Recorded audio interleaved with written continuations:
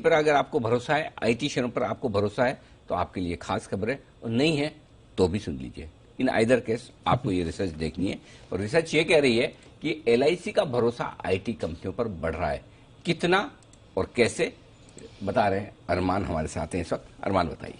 Ji sir, IT sector की आप सारी दिग्गज कंपनी ले लीजिए, इन सारी दिग्गज कंपनी ने एलआईसी में लगातार अपनी हिस्सेदारी बढ़ाई जा रही है, जिसमें आप टीसीएस ले लीजिए, इन्फोसिस, विप्रो, टेक महिंद्रा, माइंडट्री, कोफोर्ज, एलएनटी इन्फोटेक, ये सारे सिर्फ नाम ही नहीं बोल रहा हूं मैं, इन सब में हिस्सेदारी एलआईसी ने बढ़ाई है।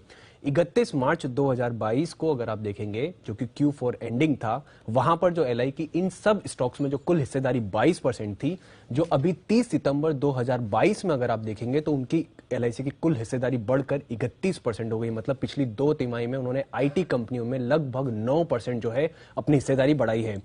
टीसीएस, विप्रो या माइंडट्री की अगर आप बात करेंगे तो उसमें तो पिछली 3 तिमाही से लगातार एलआईसी हर एक तिमाही में अगर आप देखेंगे तो अपनी हिस्सेदारी बढ़ाती जा रही है। अभी टेबल जस्ट आपके सामने भी आ जाएगी। टीसीएस में देखिए 3.65% थी, वो बढ़कर फिर 3.69, और अभी जो आई है वो 4.16% आई है।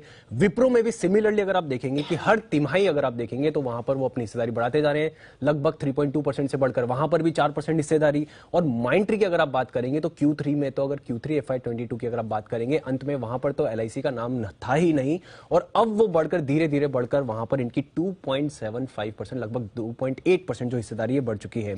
ये तो अगर बात हुई अगर टीसीएस, विप्रो और माइंडट्री की। अगर आप इन्फोसिस की अगर यहां बात करेंगे तो इन्फोसिस में तो लगातार 5 तिमाही से एलआईसी लगातार हिस्सेदारी बढ़ाती जा रही है।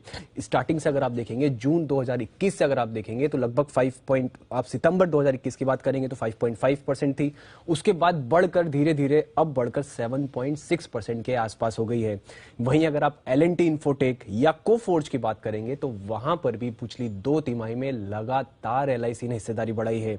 जहां पर एलएनटी इन्फोटेक में मार्च की अगर आप तिमाही अगर आप देखेंगे तो मार्च की तिमाही में एलआईसी का नाम शेयर होल्डिंग में था ही नहीं, और अब अगर आप देखेंगे शेयर होल्डिंग में उनका परसेंटेज जो शेयर होल्डिंग है एलएनटी इन्फोटेक में वो लगभग 2.3% हो चुकी है।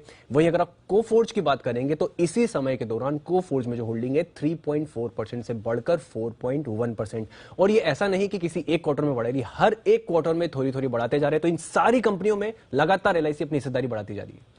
ओहो, तो लगभग सारी आईटी कंपनियां ऐसी है। तो एलआईसी का तो सिस्टम ही ऐसा है, जो गिरा हुआ स्टॉक उसी में बढ़ाते रहो, और फंडामेंटली तो कोई दिक्कत वाली बात है नहीं, राइट। सो जब चलेगा तब चल जाएगा, नहीं तो तब तक पड़ा है। इनका तो क्या फर्क पड़ता है, 20-25 साल की पॉलिसी बिकती है। एग्जैक्टली, है ना। इनको 2 साल से भी टेंशन नहीं है। जितनी पॉलिसी, जितने लोग लेते हैं क्लेम, उससे ज्यादा तो प्रीमियम आती है। तो हमेशा इनकमिंग ही है, आउटगोइंग तो लिमिटेड है, इनकमिंग ज्यादा है, आउटगोइंग कम है। इसी वजह से एलआईसी अफोर्ड कर पाता है ऐसा सब कुछ कर पाना, ये बात साफ है आपकी।